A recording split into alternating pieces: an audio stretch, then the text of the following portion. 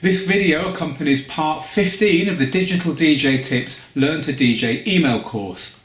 It's a free course, and if you haven't already signed up for it, please do so. Tens of thousands of DJs are already enjoying this full 50-part course. You can go and find out more at digitaldjtips.com/join. So today we're going to talk about first steps with your DJ controller. If you're a beginner DJ and you just bought your first DJ controller, it's an exciting time, but it's also potentially a frustrating time, and it's good to get off on the right footing. So I'm just going to talk about 4 points that will help you to do just that. Right, the first thing is read the instruction manual, read the quick start guide, and then read the proper instructions. Look at all the features on your controller. When it's telling you to set things up or to do things in a certain order, do it. Normally, us men are all the same. We think we don't have to read instruction manuals, and you know what? Most of the time, I agree with you. But in this instance, it really is worth doing it. I remember when I first bought my record decks, a mixer, 20 years ago.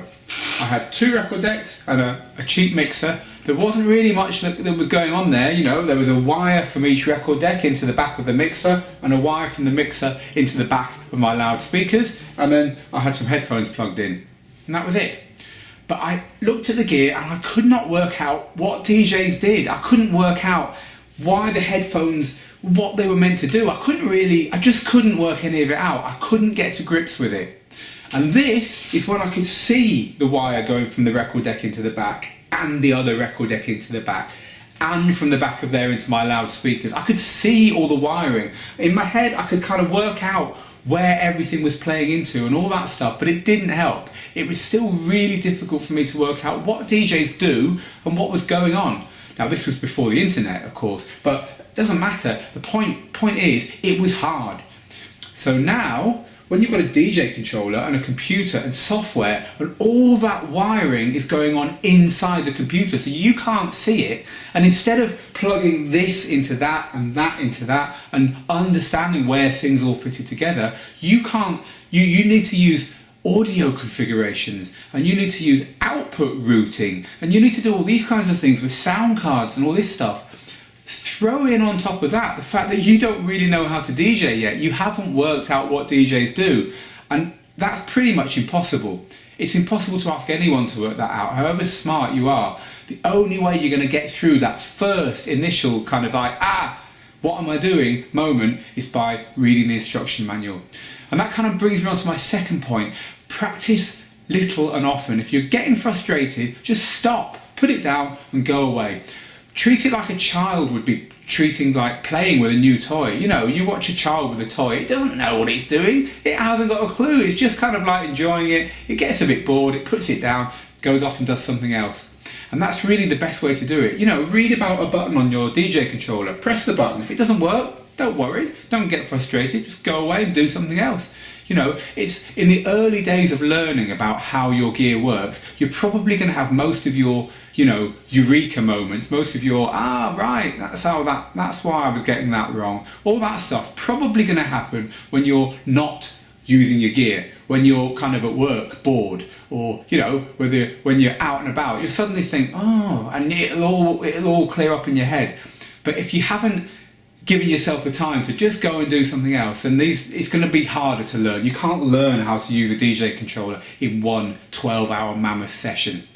But the other side of that is make sure you do take time, little and often, to use your controller. Don't get frustrated. Don't think, I can't be bothered, it was really difficult, I couldn't work anything out last time. Just go and plug it in and you spend half an hour. I guarantee you, if you do little bits of practice, little and often, trying to get things working and trying to work out what buttons do and all that, I guarantee you'll learn as quickly as is possible to.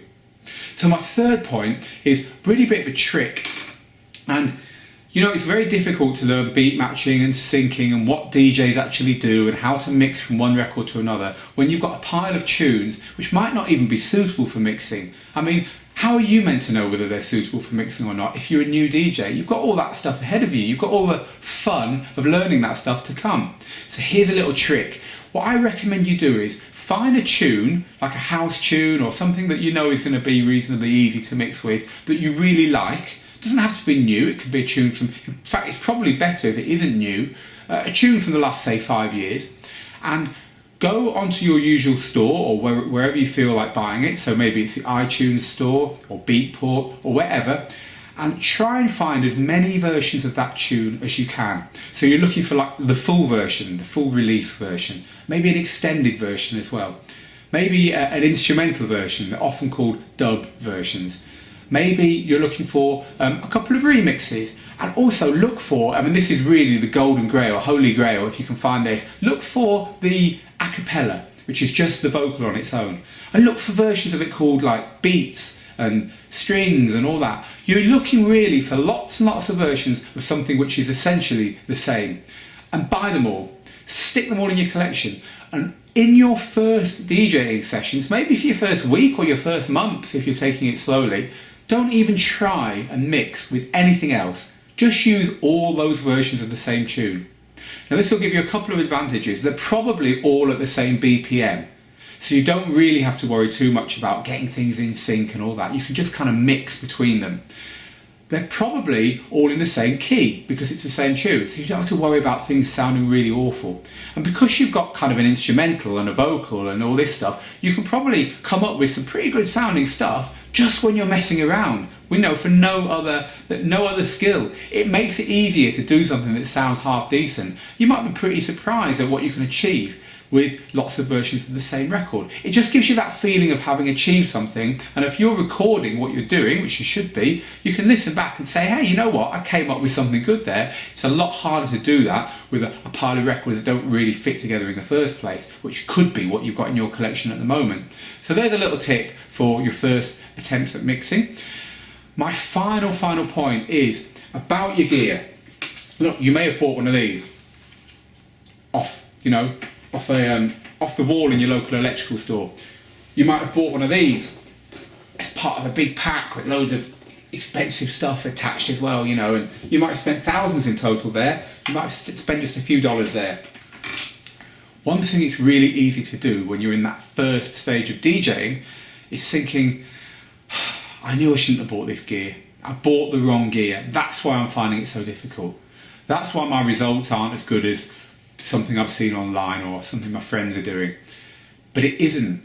Two reasons. The first reason is these aren't actually what DJing, where the power is in your DJing. The power is in the software, and you're never going to change your software. Probably never. You're probably always going to use the same software package, because changing software is like changing your house or your wife, or it's a big thing. Whereas changing your controllers, it's just like putting your clothes on a different day. Doesn't really matter. What you're doing is all to do with the software.